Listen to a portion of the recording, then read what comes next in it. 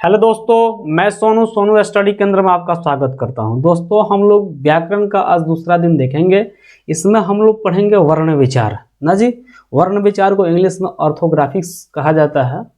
और कल वाले वीडियो में हम लोग क्या क्या पढ़ चुके हैं जी? भाषा, बोली और व्याकरण। भाषा को बढ़िया से बताए थे आपको, बोली बताए थे, लिपि को समझा दिए थे आपको उसमें, और आपको हिंदी की उत्पत्ति कैसे हुई और व्याकरण किसे कहते हैं बता चुके हैं। जैसे व्याकरण को बताए थे हम कि एक ऐसा शास्त्र है, व्याकरण एक ऐसा शास्त्र है जिसे हमें शुद्ध शुद्ध बोलना और शुद्ध शुद्ध लिखना आ जाए, उसे व्याकरण कहते हैं ना जी। बता चुके थे। आज हम लोग पढ़ेंगे वर्ण विचार, यानी कि सबसे पहले वर्ण के बारे में जानेंगे कि वर्ण होता क्या है ना जी। तो चलिए हेडिंग डाल लीजिए, वर्ण किसे कहते हैं, वर्ण होता क्या है। देखिए वर्ण हेडिंग डालिए। वर्ण है, वर्ण लिखिएगा, वर्ण उस मूल ध्वनि को कहते हैं। वर्ण उस मूल ध्वनि को कहते हैं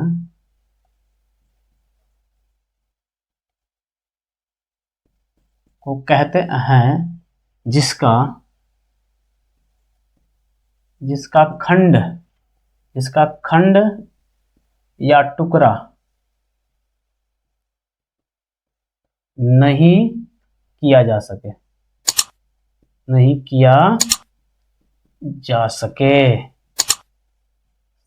ना जी। यानी कि वर्ण वह मूल ध्वनि है, या वर्ण उस मूल ध्वनि को कहते हैं जिसका खंड या टुकड़ा नहीं किया जा सके। जैसे एग्जाम्पल में लिख देते हैं आपको, मतलब एग्जाम्पल में समझाते हैं। जैसे एग्जाम्पल में लिखिएगा, जैसे एग्जाम्पल नहीं लिखकर जैसे लिखेंगे। हिंदी पढ़ते हैं ना जी, तो हिंदी जब पढ़ रहे हैं तो एग्जाम्पल ना लिखकर क्या लिखेंगे, जैसे में जैसे क हलंत लिख दिए, यानी कि आधा क लिखे हैं, पूरा क नहीं। हलंत का मतलब होता है आधा क।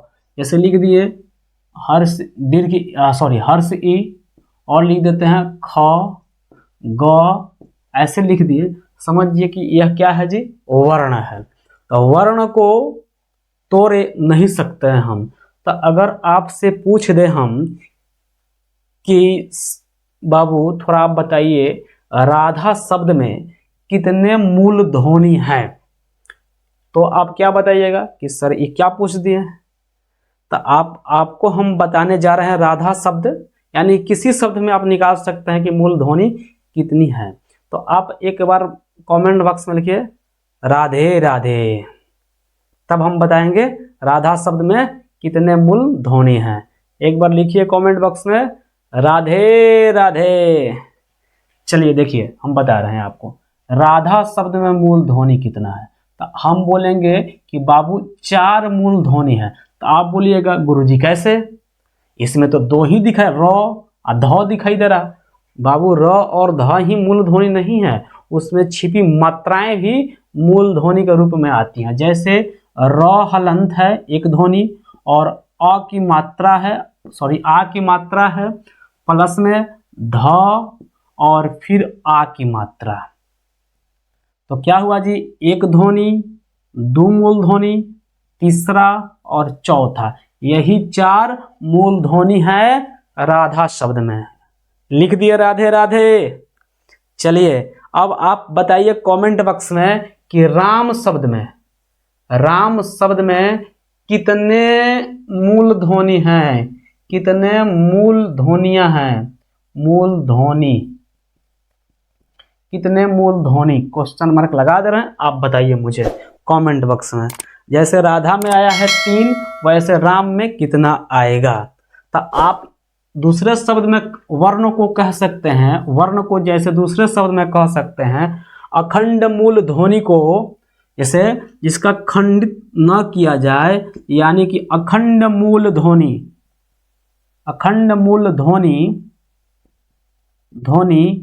को क्या कहते हैं जी, वर्ण कहते हैं। दूसरे शब्दों में कह सकते हैं आप, अखंड मूल ध्वनि को वर्ण कहते हैं ना जी। तो वर्ण कहते हैं। अब आपसे हम पूछ दे कि हिंदी वर्णमाला में कितने वर्ण हैं। तो एक तो और सर आ गया इसमें कि वर्ण क्या है, तो आप पूछेंगे सर वर्णमाला, वर्ण तो पढ़नी, वर्णमाला क्या है। तो हेडिंग डालिए वर्णमाला क्या होता है।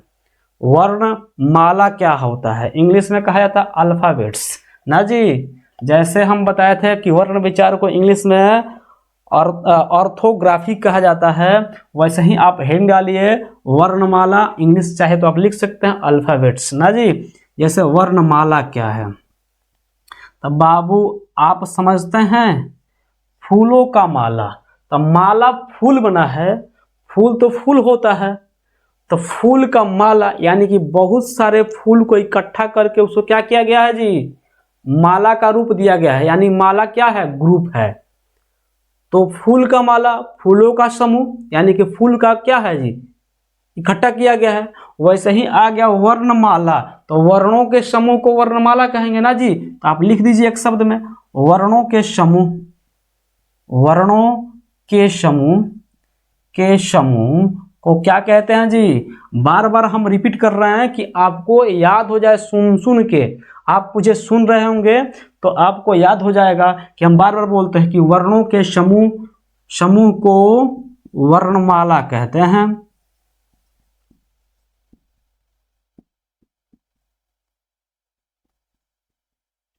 ओके जी, वर्णों के समूह को वर्णमाला कहते हैं। अब आपसे पूछ दें कि वर्तमान में वर्णमाला में कितने वर्ण हैं, तो आप बताइएगा कि गुरुदेव 52 जो वर्ण है वर्णमाला में है। कितने वर्ण है जी, 52 वर्ण। यानी कि वर्णमाला में आप खूब सुंदर राइटिंग में कॉपी बनाइएगा, यानी कि फेयर का कॉपी जो होगा बहुत ही सुंदर राइटिंग में बनाइएगा। आप राइटिंग एग्जाम में बहुत मायने रखता है आपके लिए, इसलिए सही ढंग से तरीका से एक दो पेन का यूज कीजिएगा, लाल ब्लू या ब्लैक जो भी है अच्छा से बनाइएगा, ठीक है जी, जो देखने में सुंदर लगे। लेकिन वहाँ एक ही पेन का यूज करना होता है एग्जाम में, ठीक है जी। लेकिन कॉपी में अच्छा लगे, पढ़ने में मजा आए, वैसे कॉपी को बना जाए कि कोई पढ़े या आप पढ़ें तो उसे पढ़ने का मन करे। ऐसा नहीं कॉपी खोलते ही समझ में आना बंद हो जाए, दिमाग क्लोज हो जाए, ऐसा नहीं करना है, ठीक है जी। चलिए वर्णमाला में क्या है जी, वर्णों की संख्या 52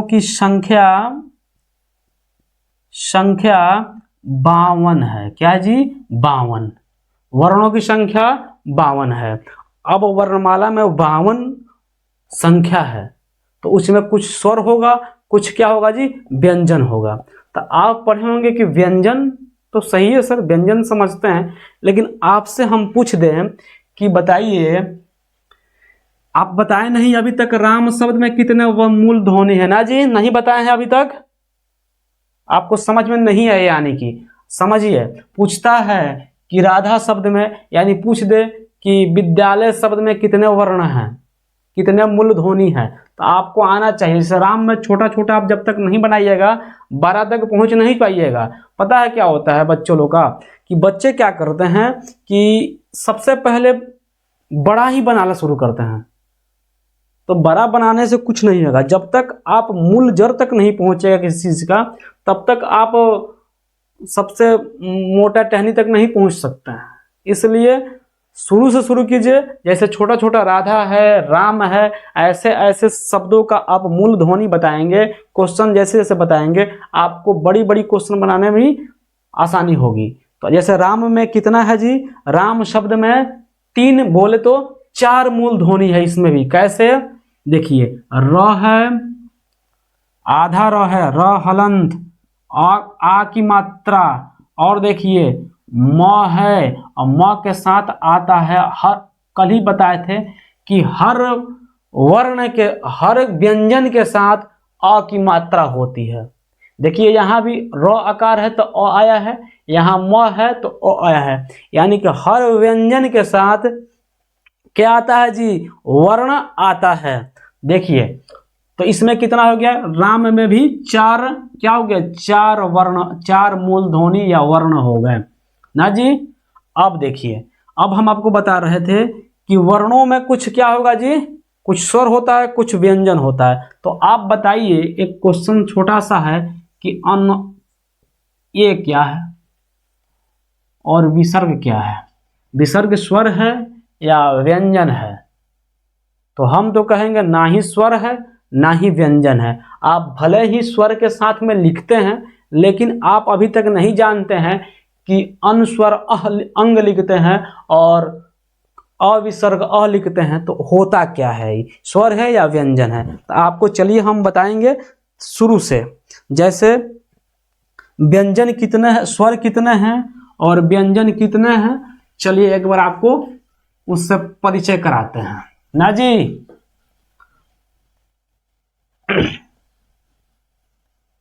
इसको मिटा दिए आप। मिटाने से पहले एक बार स्क्रीनशॉट ले लीजिए, उतार रहे हैं तो बहुत ही बढ़िया कॉपी में। जैसे हम बता देते हैं कि वर्ण कितने हैं ना जी। पहले लिखते हैं अ, आ तो आप समझते ही हैं। उसके बाद क्या होता है जी, ई होता है हर्ष, इसको बोलते हैं हर्ष ई, इसको बोलते हैं दीर्घ ई। आता है जी, आपको आता है तो पहले कमेंट बॉक्स में लिख के दिखाइए तो आ। उसके बाद हम आपको बता रहे हैं क्या जी, बहुत सारे बच्चे को मतलब याद ही नहीं रहता है कि आ बचपन में पढ़े भी हैं, भले उनको किताब पढ़ना आता है लेकिन आ क्या है जी, हर्ष ई दीर्घ ई आप पढ़े होंगे। हर्ष बहुत सारे बच्चे छोटा ऊ बड़ा ऊ छोटी ई बड़ी ऐसे नहीं पढ़ते हैं भाई। आपका स्टैंडर्ड अभी बढ़ चुका है, आप क्लास 10th में आ चुके हैं। इसको हर्ष ई दीर्घ ई हर्ष दीर्घ, उसके बाद क्या होता है री, उसके बाद क्या होता है जी ए आई ओ औ। कितना हुआ जी, 1 2 3 4 5 6 7 8 9 10 11।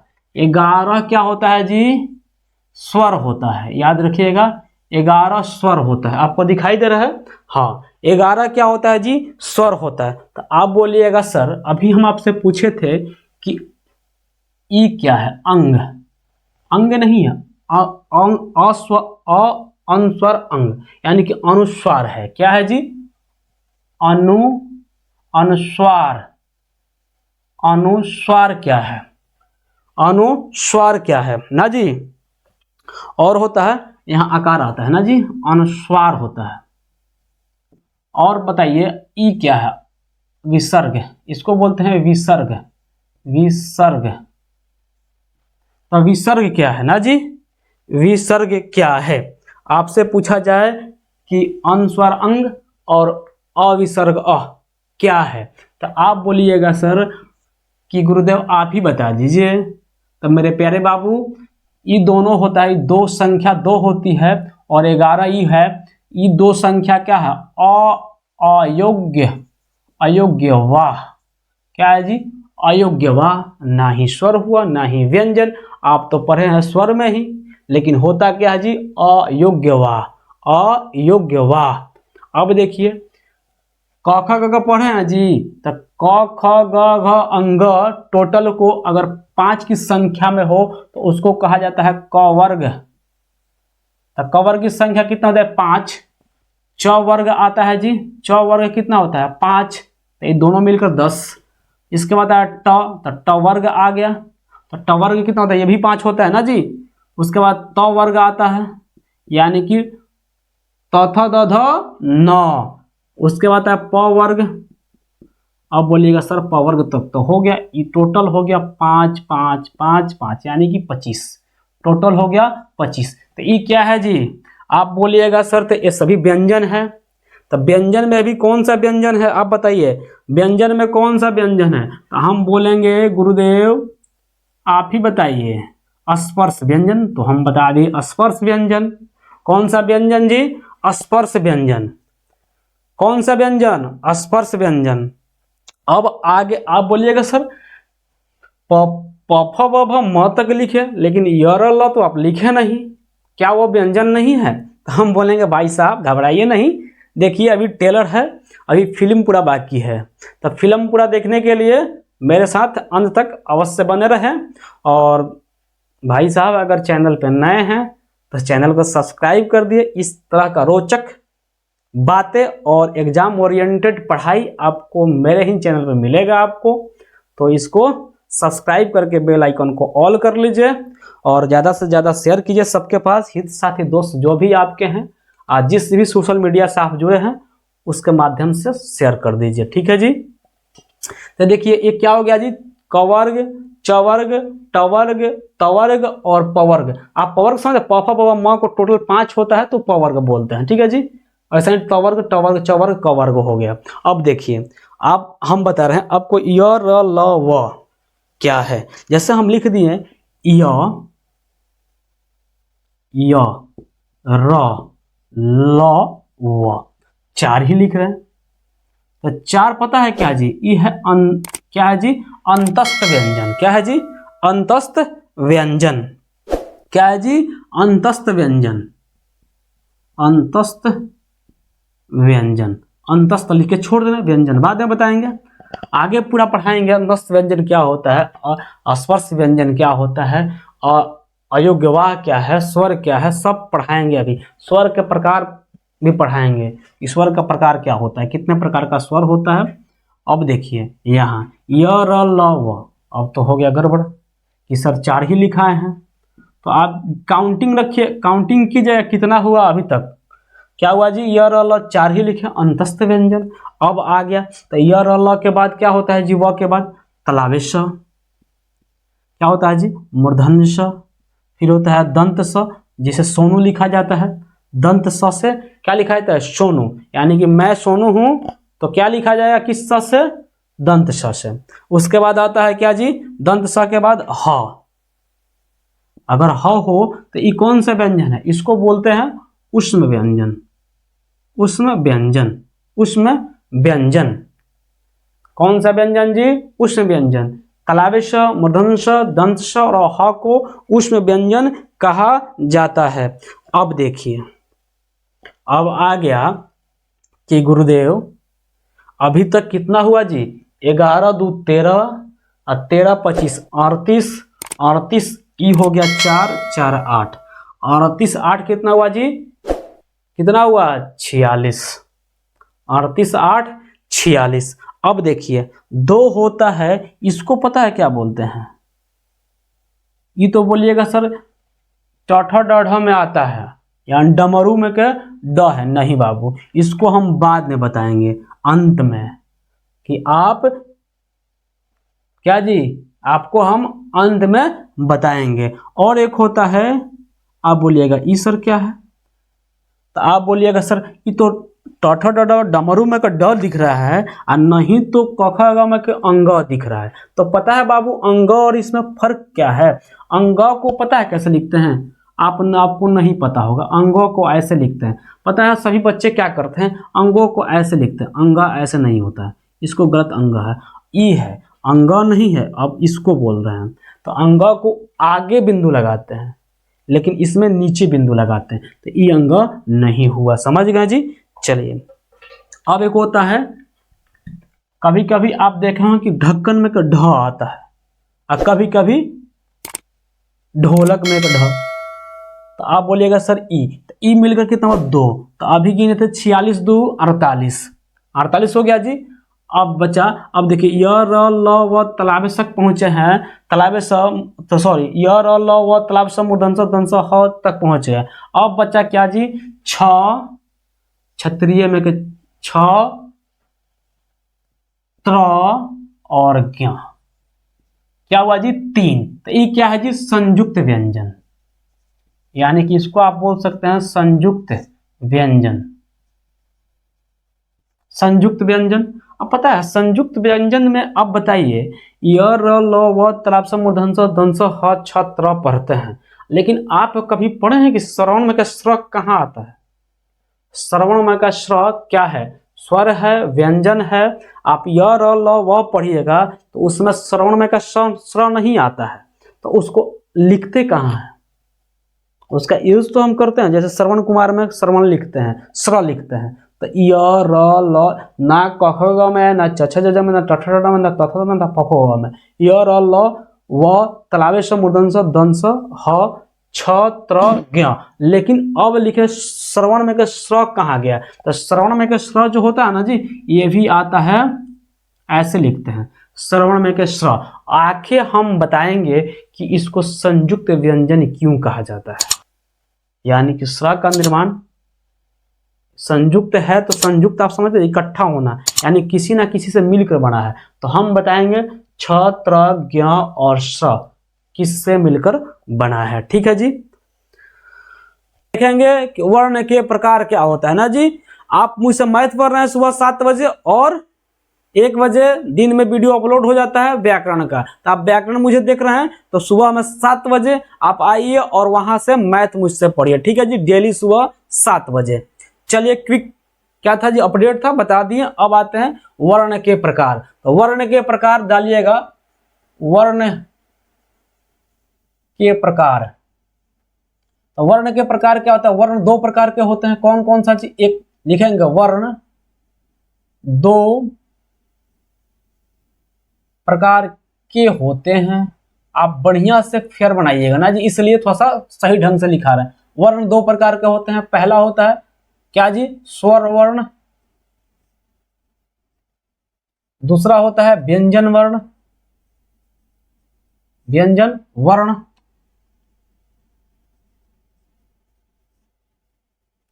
अब देखिए, तो स्वर वर्ण को इंग्लिश में वेल कहते हैं ना जी। तो पहला लिखिए, हेडिंग डालिएगा पहला स्वर वर्ण, स्वर वर्ण हेडिंग डालिएगा ना जी। तो स्वर वर्ण क्या है जी, वह वर्ण जिसका उच्चारण, वह वर्ण जिसका उच्चारण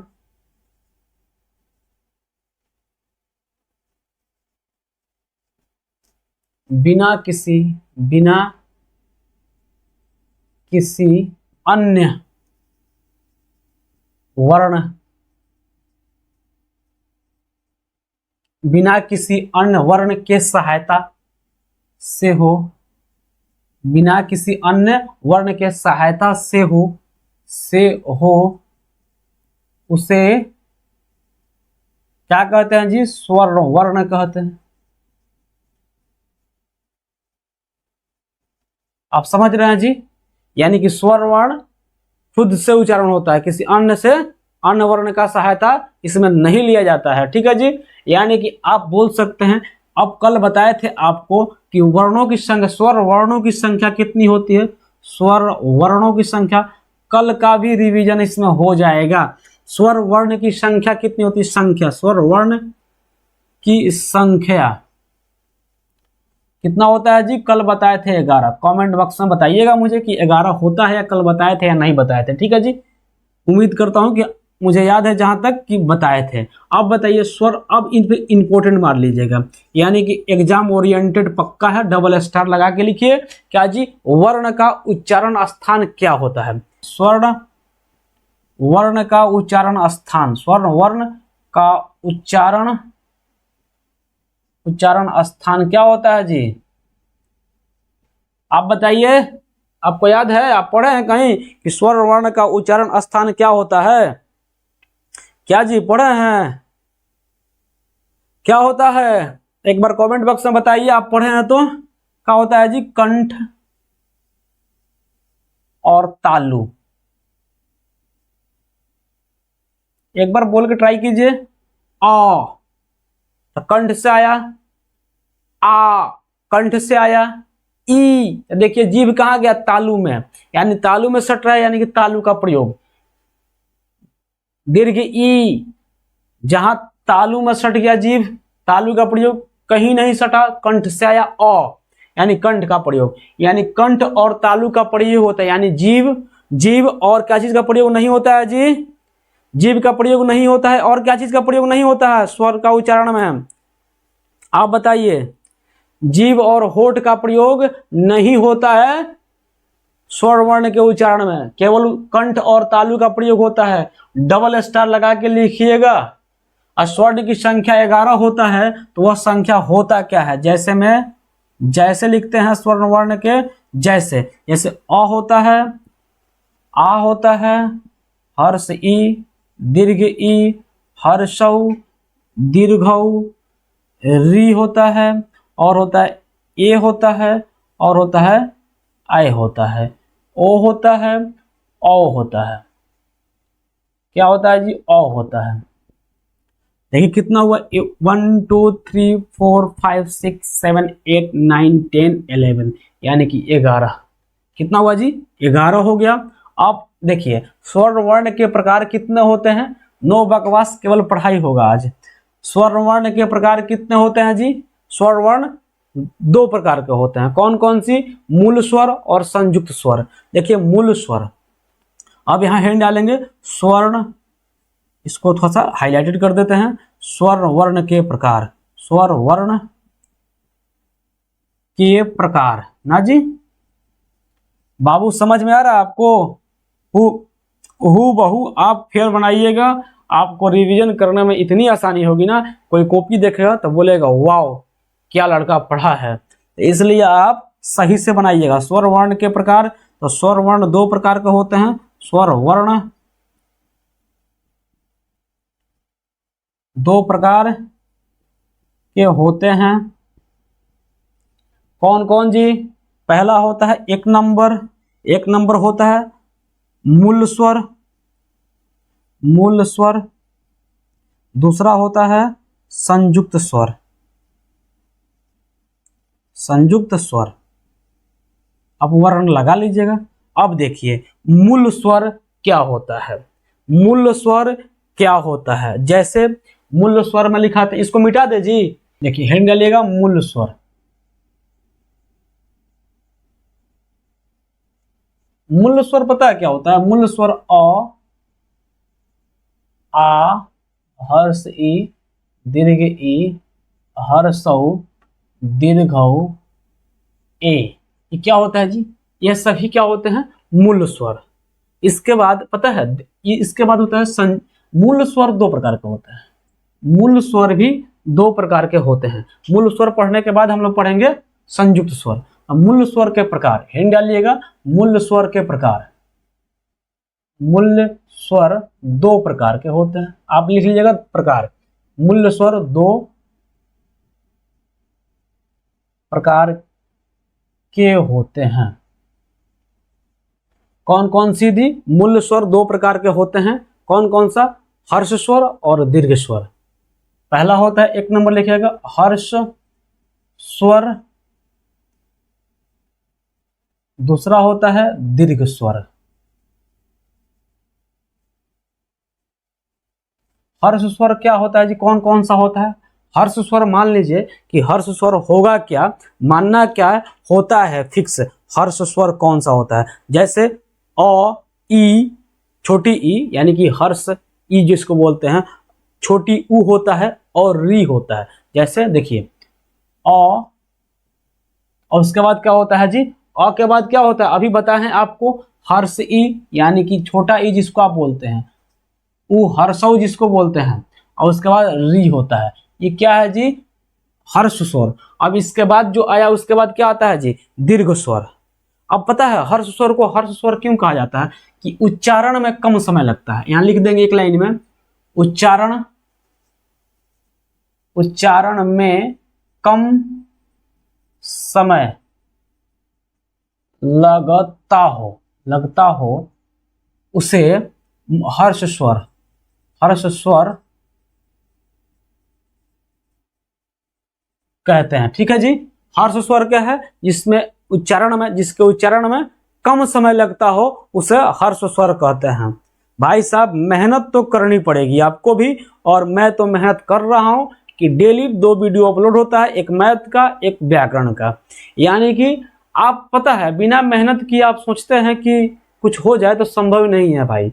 अगर किसी भी सक्सेस व्यक्ति को आप देखते हैं जो सक्सेस हुआ हो, तो आपको लगता है कि भाई इतना कमाता है, तो भाई सक्सेस होने के पीछे उसके दिन रात के मेहनत को देखना पड़ता है कि वो कैसे मेहनत किया है। समझ गए, ऐसे आप चाहते हैं कि सक्सेस हो जाए तो संभव ही नहीं है, आपको भी मेहनत करना पड़ेगा। और मैट्रिक में आप एक लक्ष्य बनाइए सबसे। क्या जी, अब हम लोग देख लिए, कहां तक देख लिए, मूल स्वर। तो मूल स्वर में क्या देखें, मूल स्वर में उच्चारण में कम समय लगता हो उसे क्या कहते हैं जी, क्या कहते हैं, उसे कहते हैं हर्ष स्वर। मूल स्वर नहीं, हर्ष स्वर कहते हैं। ठीक है जी, अब आते हैं दीर्घ स्वर। तो दीर्घ स्वर क्या है जी, तो दीर्घ स्वर होता है जिसके उच्चारण में ह्रस्व स्वर से दुगुना समय लगे, यानी कि इसमें जो समय लगता है उससे दुगुना समय लगे, उसे कहते हैं दीर्घ स्वर। जैसे मैं एग्जाम्पल जैसे ले लें आपको, एग्जाम्पल क्या होगा जी, आ होगा, आ हो जाएगा, हर्षई दीर्घई हो जाएगा, दीर्घ ओ हो जाएगा, उ हो जाएगा क्या जी, यानी कि बड़ी उ जिसे बोलते हैं आप, ठीक है, इत्यादि इत्यादि लिख दे, ईटीसी ईटीसी नहीं, आदि लिख देते हैं, आदि। नहीं तो लिखना हो तो लिख लीजिए, क्या होता है जी, औ होता है, औ होता है, ओ होता है, ए होता है, आप लिख लीजिएगा, ठीक है जी। आप इसका परिभाषा भी लिख लीजिए, उच्चारण में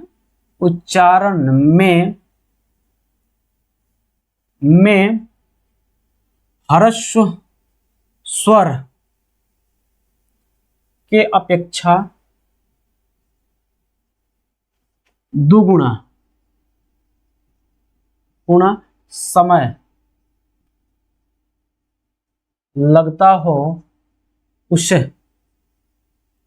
उसे क्या कहते हैं जी, दीर्घ स्वर कहते हैं।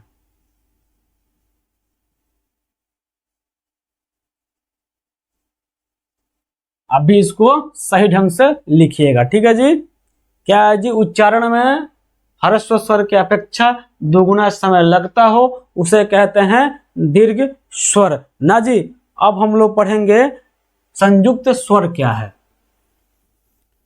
संयुक्त हेडिंग डालिएगा, संयुक्त स्वर, संयुक्त स्वर, संयुक्त स्वर क्या है। जैसे मान लीजिए अभी पढ़े मूल स्वर, तो मूल स्वर एक था जी, स्वर का प्रकार एक हो गया संयुक्त स्वर। तो संयुक्त स्वर क्या है, आप बताइए कि संयुक्त स्वर क्या है। संयुक्त स्वर आपको बताए हैं कि बताए नहीं है, बता रहे हैं, देखिए क्या है जी। जैसे ए हो गया जी, और मान लीजिए क्या है ओ, तो इसको संयुक्त स्वर क्यों कहा जाता है। ए को ए है कि ए है, ए है, आई ओ है औरत का, तो इसको पता है लिखने के लिए हम लिखेंगे ऐसे अ प्लस में ए। तो ए क्या है जी, ये देखिए मूल स्वर, अ क्या है मूल स्वर। अब बताइएगा ओ लिखना हो ओ, तो अ लिखेंगे और ओ लिखेंगे, दोनों को प्लस करेंगे तो बनेगा क्या जी ओ। तो अ क्या है मूल स्वर और ओ क्या है मूल स्वर, ओ नहीं लिखे हैं जी, ओ भी होता है मूल स्वर। तो बताइए मूल स्वर से बना होता है संयुक्त स्वर, यानी दो या दो से अधिक स्वर, कौन स्वर मूल स्वर मिल जाए तो क्या बनते हैं संयुक्त स्वर। आप लिख लीजिएगा, क्या लिखिएगा, दो या दो से अधिक मूल स्वर के मिलने से संयुक्त स्वर बनते हैं। कोई दिक्कत जी, कोई दिक्कत, यहां तक कोई दिक्कत आपको, कोई दिक्कत नहीं। चलिए हम लोग देखते हैं आगे व्यंजन क्या होता है ना जी। अब देखेंगे व्यंजन क्या होता है। अच्छा, व्यंजन पढ़ाने से पहले एक बात और पूछे आपसे। अब तो आप समझ गए हैं कि अनुस्वार का प्रयोग, अनुस्वार क्या है और विसर्ग क्या है ना जी। तो आप बता दिए हैं कि अयोग्य वा है। और एक चीज आप देखते होंगे कि ये जो लिखते हैं क्या है जी, चंद्रबिंदु। तो चंद्रबिंदु का प्रयोग, ये चंद्रबिंदु है क्या, आप मुझे कमेंट बॉक्स में बताएंगे, इसका आंसर हम कल बताएंगे। अगर जो व्यक्ति सही बताया कि आप और चंद्रबिंदु अगर लगा दें तो इसका प्रयोग कहां होता है, ये क्या है, तो उसको जरूर अगले वीडियो में नाम लिया जाएगा, ठीक है जी। अगर आपका कमेंट आता है सही तो अगले वीडियो में आपका नाम लिया जाएगा परफेक्ट ना जी। तो चलिए हम लोग पढ़ते हैं क्या जी, व्यंजन वर्ण क्या है। हेडिंग डालिएगा व्यंजन वर्ण, यानी व्यंजन वर्ण, ठीक है जी। तो व्यंजन वर्ण क्या है, अब हम लोग को बताने जा रहे हैं कि व्यंजन वर्ण के प्रकार, व्यंजन वर्ण क्या है, ठीक है जी। जैसे हेडिंग डालिए व्यंजन वर्ण, व्यंजन वर्ण आपको दिखाई दे रहा है जी, हाँ। दिखाई दे रहा है। तो व्यंजन वर्ण यानी कि क्या बोलते हैं इंग्लिश में, क्या होता है जी, क्या होता है, कॉन्सोनेंट। देखिए जिस वर्ण का उच्चारण, जिस वर्ण, जिस वर्ण का उच्चारण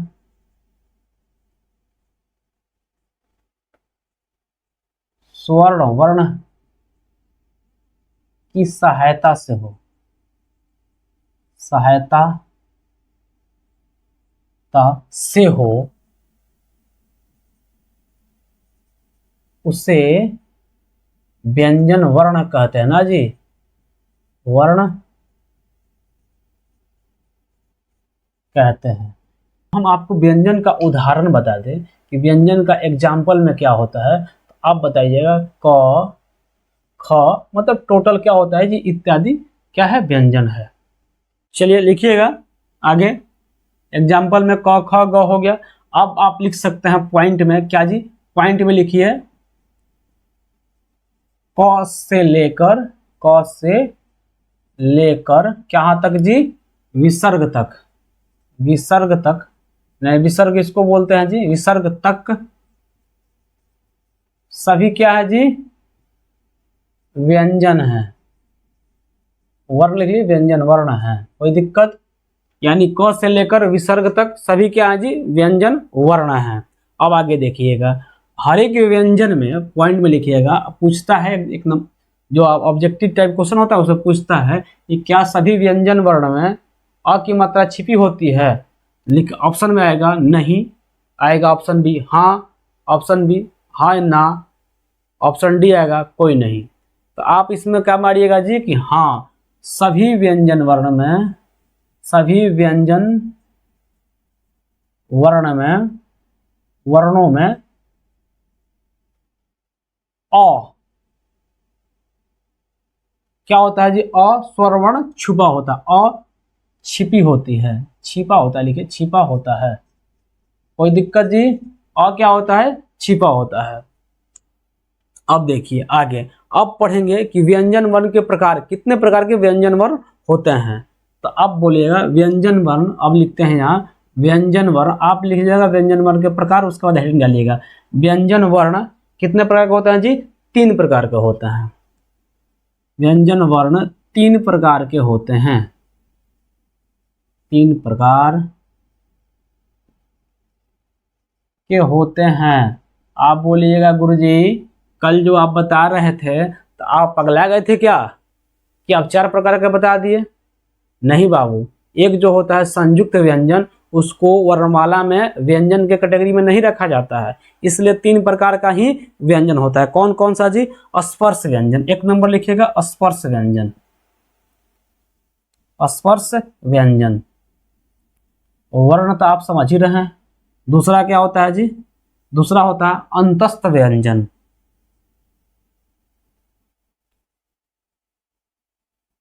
अंतस्थ व्यंजन।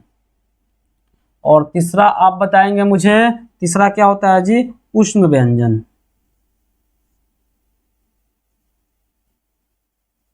अब देखिए स्पर्श व्यंजन में क्या बताया था जी, क वर्ग,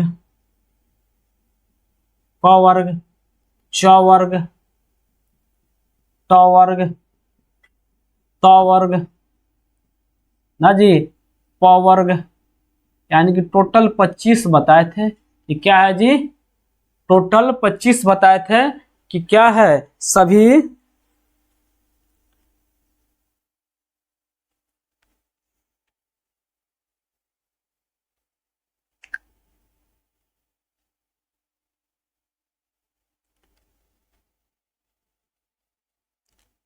टोटल 25 बताए थे स्पर्श व्यंजन की संख्या ना जी। अब देखिए अंतस्थ व्यंजन क्या होता है, अंतस्थ व्यंजन य, र, ल, व, क्या है जी, अंतस्थ व्यंजन। ये क्या होता है, 4 संख्या कल बताए थे 4।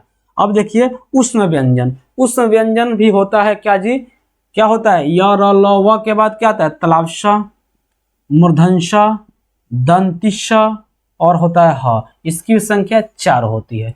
और 4 बताए थे संयुक्त व्यंजन। संयुक्त व्यंजन कौन कौन सा बताए थे जी, कौन कौन सा बताए थे, छ, त्र, ज्ञ और श्रवणमय का श्र ना जी, 4 बताए थे। अब पढ़ेंगे संयुक्त व्यंजन, लिखते हैं यहीं पे नोट में लिखिएगा संयुक्त व्यंजन, लेकिन इसको व्यंजन के वर्ण के श्रेणी में नहीं रखते हैं, आप लिख दीजिएगा संयुक्त व्यंजन। व्यंजन पता है क्यों इसको संयुक्त व्यंजन को क्या रख करते हैं जी, व्यंजन के श्रेणी में नहीं रखते हैं, क्योंकि दो व्यंजनों के मेल से संयुक्त व्यंजन का निर्माण हुआ है। वहां था संयुक्त स्वर, तो 2 स्वर के मिलने से संयुक्त स्वर बने थे। यहाँ संयुक्त व्यंजन है, यानी कि व्यंजनों का संयुक्त हुआ है, यानी कि 2 या 2 से अधिक व्यंजन के मिलने से क्या बना है, संयुक्त व्यंजन बना है। जैसे आपसे पूछ दिया जाए कि क्षत्रिय में का छ का निर्माण किस चीज से हुआ है, किस व्यंजन से हुआ है, तो आप बताएंगे गुरुजी छ का निर्माण जो होता है क और र प्लस मूर्धन श होता है। मूर्धन श के मिलने से क्या होता है जी, क्या चीज का, क्षत्रिय में का छ का निर्माण होता है। ठीक है जी, क्षत्रिय का छ बोलते हैं कि छ घबरा ना जाए, इसलिए क्या होता है जी, क हलंत मूर्धन श। कोई दिक्कत यहां तक। अब देखिए जैसे आपसे बोल दें कि त्र का निर्माण क्या हुआ है, त्र का निर्माण, तो आप बोलिएगा गुरुजी आप त हलंत और र हलंत, यहाँ र लिख रहे थे ना, तो र इसी का था, यानी कि त्र का निर्माण त हलंत प्लस र हलंत से क्या बनता है जी, त्र का निर्माण होता है। अब बोलिएगा गुरुजी ठीक है, अब तो यहाँ तक समझ गए। एक और आप बताए थे क्या जी, ज्ञ का निर्माण और श्रवण में का स का आप बहुत बोल रहे थे, तो स का निर्माण क्या चीज से हुआ है, तो